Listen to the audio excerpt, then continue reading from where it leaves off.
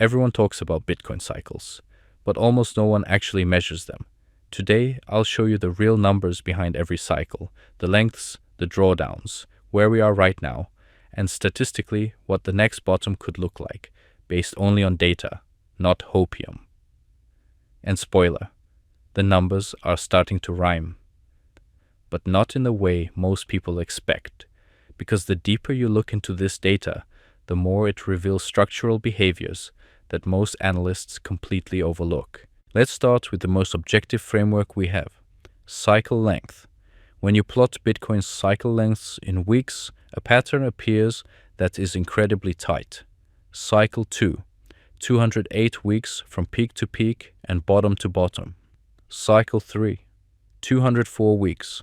And right now, we are sitting exactly at week 204 of the current cycle with price rolling down. This is the first major signal. Cycle timing has stayed within 2% deviation for nearly a decade. That's unheard of in an asset this volatile. It doesn't tell you the price, but it tells you the phase. And statistically, we are entering the downward part of the phase. And when cycles respect timing this precisely, it often means macro forces, liquidity, supply inflation, and adoption curves are steering the rhythm far more than short-term sentiment. Now let's look at the historical bottoms relative to cycle tops. 2015, minus 82%, 2019, minus 75%, 2023, minus 73%. This forms a clean upward staircase. Bitcoin is transitioning from a speculative high-friction asset to a macro-grade, deep liquidity, digital commodity. So if the pattern continues and drawdowns keep softening, a 70% retracement gives us a potential bottom near $35,000.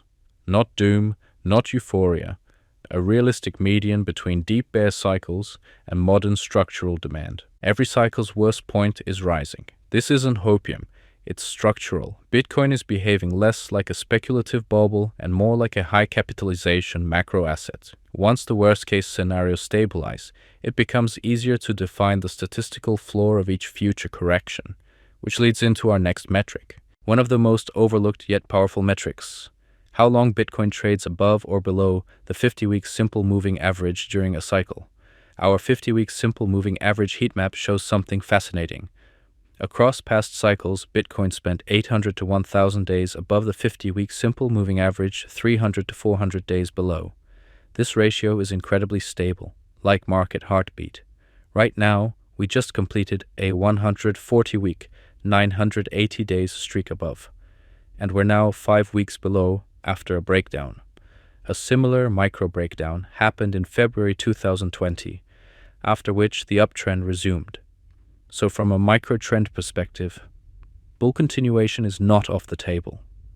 But the macro cycle suggests that we're entering the zone where 50-week breakdowns often start clustering. Price action doesn't bottom when people panic. It bottoms when time in trend reaches statistical exhaustion, and we're right around that threshold. Statistically, this is near the point where major downturns start forming.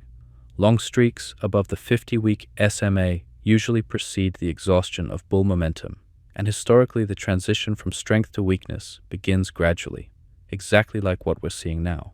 Let's zoom out to the logarithmic regression bands, which define Bitcoin's long-term fair value channel.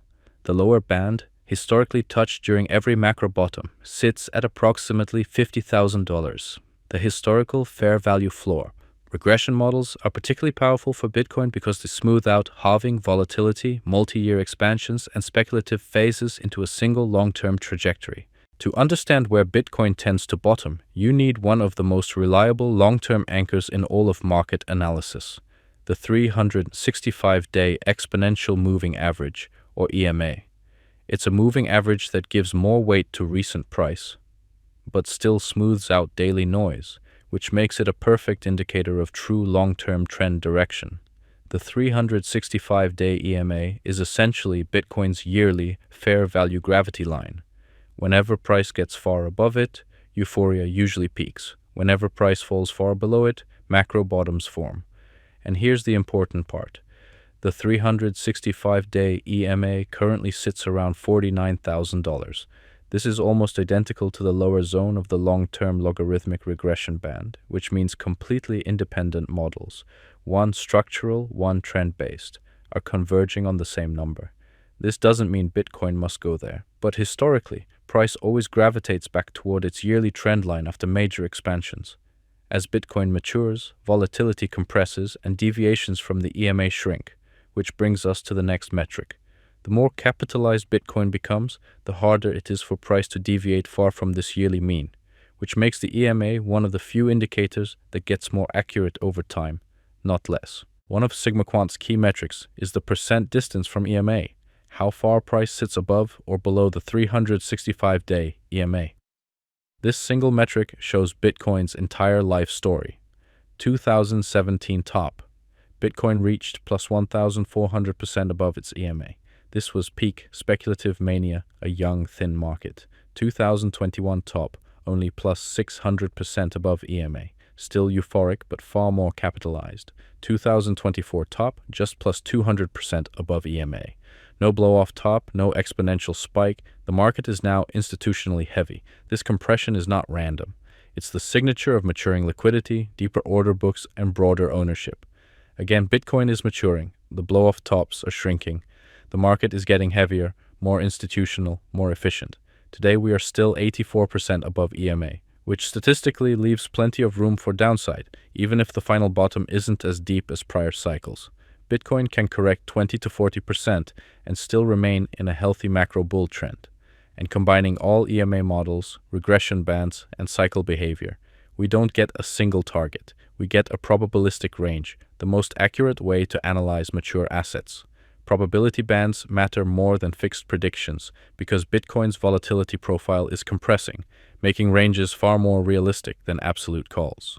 So where does all of this leave us? Not in fear, not in euphoria, but in a measurable, statistically grounded zone where Bitcoin historically begins its final corrective phase.